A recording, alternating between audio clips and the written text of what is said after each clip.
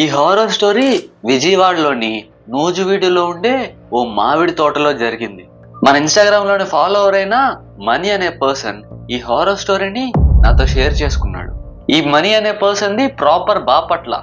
నూజివీడులో ఉండే ఆ మామిడి తోటకి కాపలా కాయడానికి తన ఫ్యామిలీతో పాటు వచ్చాడు.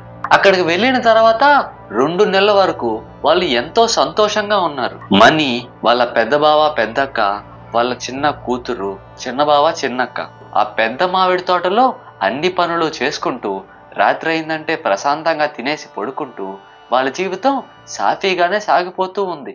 బట్ ఆ తర్వాత నుంచే ఆ తోటలో వాళ్ళ జీవితాల్లో ఎన్నో మార్పులు రావడం మొదలయ్యాయి.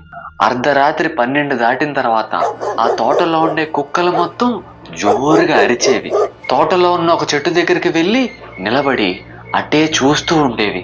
వాటన్నిటిలో రాజా అనే కుక్క మనీతో చాలా బాగుంటుంది. అది చేసే సైకిళ్ళు కూడా మనీ చాలా బాగా అర్థం చేసుకోగలుగుతాడు.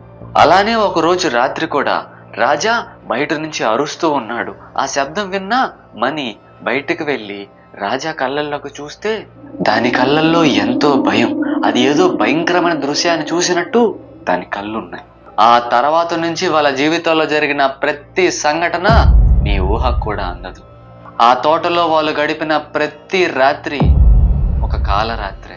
ఆ మామిడి తోటలో 12 గంటల తర్వాత ఏం జరుగుతుంది, కుక్కలన్నీ దేన్ని చూసి అలా భయంకరంగా అరుస్తున్నాయి, వీటన్నిటి గురించి మీరు పూర్తిగా తెలుసుకోవాలనుకుంటే నేను చేసిన ఫుల్ లెంత్ వీడియో మీరు చూడాలి. నేను నిజంగా చెప్తున్నాను, ఈ స్టోరీ చాలా చాలా స్కేరీగా ఉంటుంది.